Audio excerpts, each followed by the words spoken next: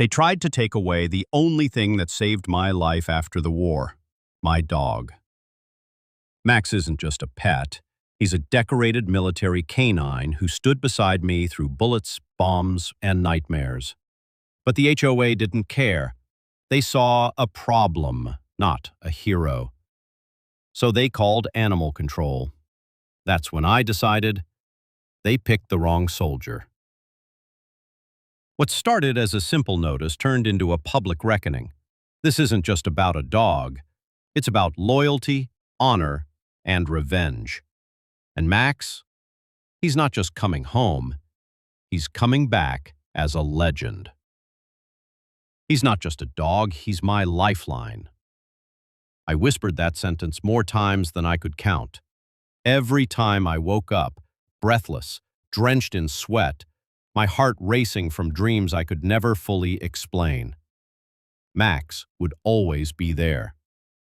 Calm, silent, steady. He wasn't just trained to sniff bombs or follow commands. Max could sense my panic before I even felt it. He'd rest his head on my chest or press his body into mine until the world made sense again.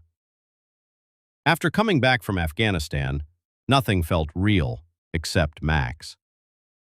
We lived quietly in the Hillside Ridge community, a cookie-cutter HOA-governed neighborhood with fresh paint, manicured lawns, and way too many rules. But I didn't mind. I just wanted peace. And for a while, we had it. Until the letter came. It arrived in a plain white envelope tucked under my doormat with a stiff corporate chill that hit harder than any sandstorm I'd seen overseas. Notice of violation. Your pet has been reported by multiple neighbors for aggressive behavior. As per HOA regulations, dangerous animals are not permitted within the Hillside Ridge community. You are required to remove the animal or face escalating fines and further action. No name, no signature, just cold ink on paper. I stared at the words, trying to process them. Aggressive? Max had never so much as growled at anyone. He was trained to protect, yes, but in silence, in control. That's why he was assigned to soldiers like me. He calmed the storm. He never fueled it. I looked down at him. He blinked up at me slowly from his bed, ears twitching. He knew something was off. He always did. I tried calling the HOA office. A woman answered, curt and efficient. No, we can't disclose who made the complaints, she said. But there were multiple? Yes. Do you even know what kind of dog he is? Mr. Carter, she said, her tone sharpening. The matter has already escalated. Animal control has been notified. I hung up before I said something I'd regret. Not even an hour later, they showed up. 2 men in khaki uniforms knocked on my door. They didn't ask. They demanded. We're here regarding the dog, one of them said, clipboard in hand. Reports say he's a threat to public safety. Max was sitting right there in the living room, tail wagging. Calm. Curious. Does this look like a threat to you? I said. Sir, please don't interfere. Is the dog licensed? He's a federally certified PTSD therapy dog. I have the papers. They didn't care.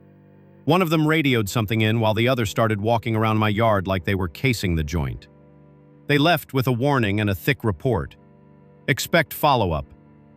My hands were shaking when I closed the door, not from fear, from rage, not for me, for Max. That night I couldn't sleep. Every time I closed my eyes, I saw him again, laying across that desert floor in Kandahar, nose twitching near a half-buried explosive. Max had saved 5 lives that day. He'd saved mine too, more times than I could count. And now a bunch of paper pushers wanted to take him from me because some HOA Karen didn't like seeing a German Shepherd on her daily walk? No, not happening. The next morning, I walked Max around the block, just like always.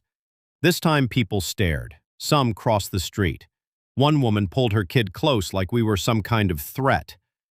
Max didn't react. He was too well trained for that. But me, I felt like a bomb ticking. As we passed Lot 47, Kilpatrick's house, I saw him standing at his porch, arms crossed, sunglasses on, the kind of guy who trims his hedges with a ruler. He smiled at me like he was proud of something. And right then I knew. He was behind it. I spent the rest of the day gathering every document I could find. Max's service record, his therapy dog certification, even letters from my VA therapist. I wanted to be ready, but something else was stirring inside me too. This wasn't just about a dog. It was about dignity, identity, respect. They thought I'd just roll over and obey because they wore badges and handed out fines. They had no idea who they were messing with. I stapled it all into one thick file and titled it Service Dog Protection Max Carter. Then I made 6 more copies. I made copies of everything. You saved my life once. Time to return the favor. That night, as I sat on the couch with Max's head resting in my lap, I looked him in the eyes and whispered. Max let out a soft huff and closed his eyes. He was ready, and so was I. I wasn't going to let them win. They could call animal control, they could write letters, they could whisper behind blinds, but they couldn't erase what Max and I had been through. The next morning I started my plan, not with rage, but with calm precision. That's how I'd survived war zones. That's how I'd survive this HOA. Step 1. Paper trail. Max's military K-9 service documents. His PTSD therapy certification. The letter from my VA therapist confirming that Max was not just recommended but required for my condition. Veterinary health clearance forms, a character reference letter from my previous HOA. Never thought I'd use that. Step 2. Allies. You'd be surprised how many veterans live in quiet suburbs like Hillside Ridge. We don't usually talk much, but word travels fast when one of our own is in trouble. By noon, my phone buzzed with a message. Heard about Max. Need anything, brother? Rodriguez, Marine Corps, 82nd Block.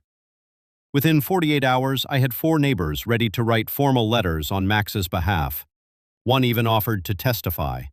Even old Mrs. Garrison, who had barely spoken a word since her husband passed, dropped by with a homemade peach cobbler and whispered, "My Frank would have called them cowards. You tell them that." I smiled, not because of the cobbler, but because I wasn't alone anymore. Step 3. The law. That night, I researched federal laws on service animals. Turns out the Fair Housing Act and ADA regulations offered clear protection for people like me and dogs like Max. HOA rules didn't override federal disability rights. So the next morning, I printed those laws out, highlighted them like a college student cramming for finals, and mailed certified letters to both the HOA board and their attorney. Subject: Violation of ADA, Title I, Unlawful Discrimination Against a Service Animal Handler. Further attempts to harass, fine, or remove my federally registered therapy dog will be met with legal action. The trap. But I wasn't done, because they hadn't just targeted Max. They'd tried to humiliate me, to isolate me, to scare me. So I called in a favor. My cousin Nina worked as an assistant producer at a local news station. She wasn't big time yet, but she knew how to run a camera. She agreed to help just for fun. We set up a hidden camera in my front yard, subtle, motion activated. I even put a visible sign that read, "This property is under surveillance." That part was legal and smart. I wanted them to come back. I needed them to make another mistake. And oh boy, they did. 3 days later, it happened. I'd just come home from the grocery store when I saw him. Kilpatrick. He was standing across the street whispering something to a woman I didn't recognize. Maybe a new board member, maybe just another nosy neighbor. Max was sitting quietly on the porch, panting in the sun. As I walked up, Kilpatrick pointed and loudly said, "There, right there. He's not leashed. That dog is a menace." I didn't say a word. I just smiled. That night, I reviewed the footage with Nina. There it was, Kilpatrick yelling, trying to provoke a reaction, and Max sitting calm and still the entire time. Clear as day, with sound. Then came the kicker. Animal control showed up again, and this time they tried to take Max. No warrant, no due process. Max backed away into the house. I stood in front of him and refused to move. "You are violating federal law," I said firmly. "Back off." It all got recorded. The turnaround begins. I called Nina. Within 24 hours, she had clipped the footage, added a short voiceover, and posted the video online as "Retired military dog targeted by HOA, where's the respect?" It wasn't viral yet, but the comment section exploded with support. "This is sick. That dog served our country. Shame on that HOA. Max is more of a hero than their entire board." Then, on day 3, the magic happened. The news breaks. Nina's station picked up the story. Max's face, loyal eyes, calm expression, those proud ears was on every local screen by that evening. A local veteran and his service dog are fighting back against an HOA that's accused them of endangering neighbors. And suddenly, the HOA shut up. No more calls, no more letters, no more threats. But it wasn't over. I wasn't just fighting for Max anymore. I was fighting for everyone who'd ever been silenced by bureaucracy, every veteran disrespected, every neighbor too scared to speak up. I was going to finish this. The night after Max's story hit the news, I took a long walk under the porch light with him by my side. He didn't know what had happened. Didn't know he was now a local celebrity. Didn't know people were calling him a hero again. To him, he was just being my protector, my partner, the same way he always had. But I knew everything had changed. By the next morning, the HOA board's email inbox was flooded. The HOA office voicemail was full of angry messages.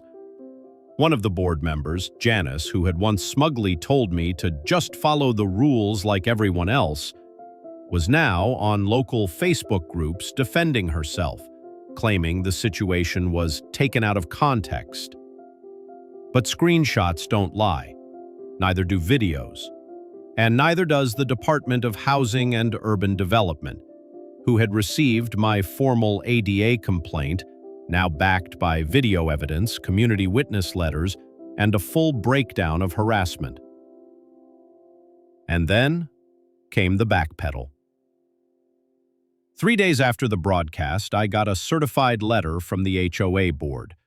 It read, "Upon further review, the HOA has determined that Mr. Carter's animal, Max, qualifies under federal definitions of a service animal. We regret any misunderstanding or inconvenience." That's it?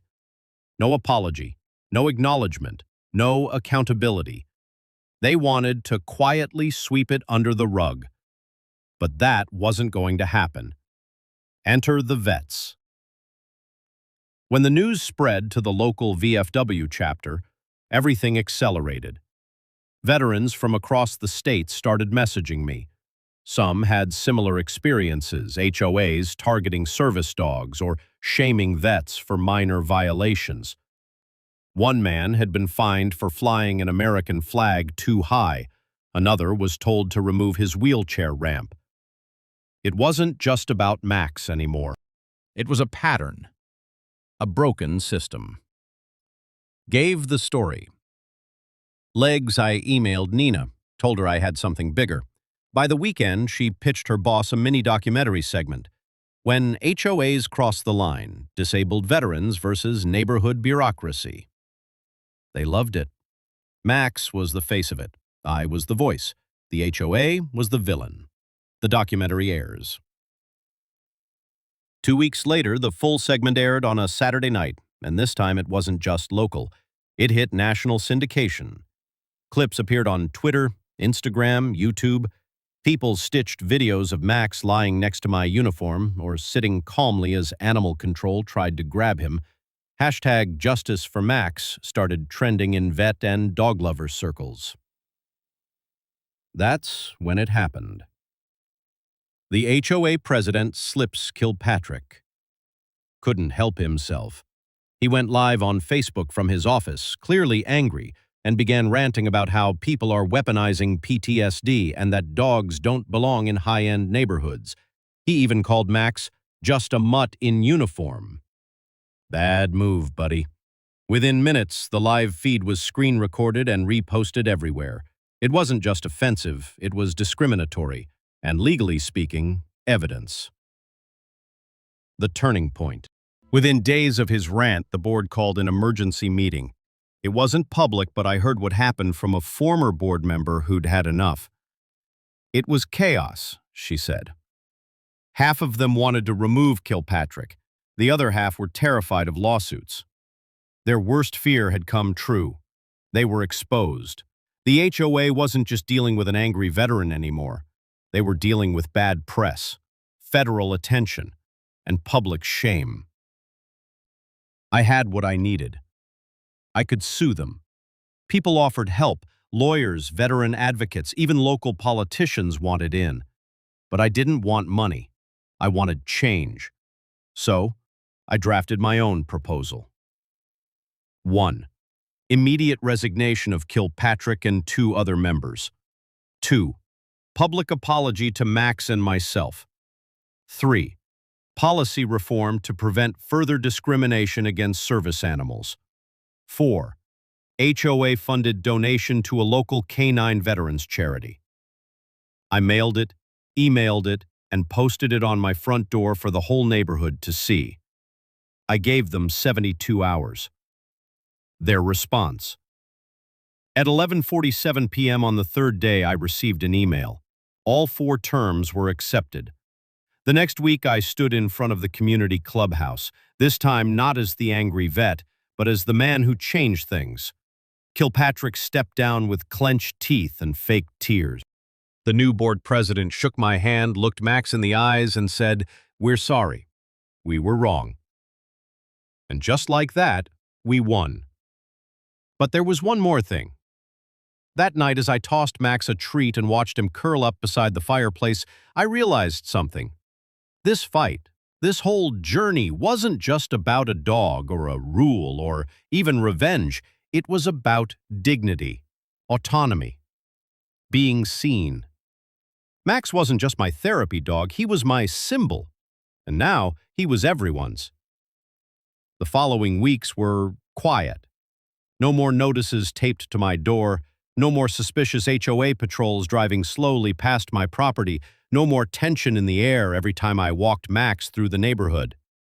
Instead, people started waving. Some brought cookies.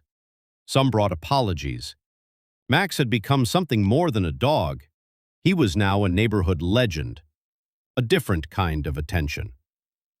3 weeks after the board stepped down, a letter arrived from the state senator's office. They had seen the documentary. They had seen Kilpatrick's Facebook rant. They wanted to meet. The senator invited me to a town hall on veterans' rights to speak briefly about my experience. I hesitated. I wasn't a public speaker. I was just a man with PTSD who needed his dog. But when I looked at Max, I realized this wasn't just my story anymore. So I went. The speech that changed everything. I stood in front of a packed hall of veterans, lawmakers, and community leaders. Max sat beside me, head up, still as a statue. I spoke for 10 minutes, about the fight I didn't ask for, about the shame and anger I felt, about the day Max was taken from me. But more than that, I spoke about resilience. Max didn't just bring me comfort, I told them. He brought me back to life. And when they tried to take him from me, it wasn't just about a dog, it was about dignity. about the right to heal. When I finished, the room was silent for a moment. Then came the applause, and then came the offers. From victim to advocate. Over the next 2 months, I was invited to speak at 3 local schools about service dogs, help draft a service animal protection clause in our city's HOA regulations, join a nonprofit board helping match retired military dogs with veterans in need. At first, it felt strange. I was never one to seek the spotlight, but this felt right. Because for the first time in years, I wasn't surviving, I was leading. HOA's new face. Under the new leadership, the HOA became unrecognizable, in the best way. They added a service dog access policy, free ADA compliance training for board members, a neighborhood veterans garden dedicated to Max and other K-9 heroes. I was invited to the ribbon-cutting ceremony. The same clubhouse where they once tried to fine me became a place of respect and unity. Kilpatrick? He moved out quietly 6 weeks after stepping down. Nobody threw him a goodbye party. Max's Day. 3 months after our battle, the city declared K-9 Veteran Appreciation Day in honor of Max. A local artist painted a mural of him on the side of the community dog park. It showed him in his military vest, standing tall with an American flag waving behind him. People came from other neighborhoods to take photos with it. Max, of course, just tilted his head and looked mildly confused. But I knew he was finally being seen the way I always saw him, as a hero. The final test. One evening, as fall settled in and the leaves turned gold, Max didn't come when I called him. Max didn't live forever. He was lying on the rug, breathing softly, his ears barely twitching. At first, I thought he was just tired, but something in me knew. The vet confirmed it the next day. His heart was weakening. Too many years of stress, combat, and service. I sat beside him every hour that night, hand on his fur, whispering stories of our shared past. When the sun rose, he gave one small sigh and was gone. The last salute. The community held a memorial, not just for a dog, for a soldier, a savior, a symbol of everything we had fought for. Local veterans saluted. Kids placed flowers near the mural. The new HOA president, who had once been silent, read a heartfelt statement. Max reminded us that rules without compassion are not justice, and that strength can come in 4 legs and a wagging tail. 6 months later. Life moved forward. The house was quieter. The walks were shorter. But my heart was fuller. I still sat by the fireplace where Max once lay. Sometimes I'd talk aloud, knowing he wasn't there and yet somehow still listening. Then one day, I got a call. A new pup, a retired military K-9, just 3 years old, was ready for a second chapter. His name was Valor. And as I opened the door to meet him, he trotted in confidently, sniffed Max's favorite rug, then rested his head against my knee. Just like old times. Epilogue. What we leave behind. I never wanted to become a symbol, I just wanted to live quietly. But sometimes life chooses you to stand, to speak, to fight. But his impact did. Now every time I pass the mural, I don't just see my dog. I see justice. I see healing. I see the legacy of one brave, loyal companion who refused to be silenced and helped an entire community find its humanity again.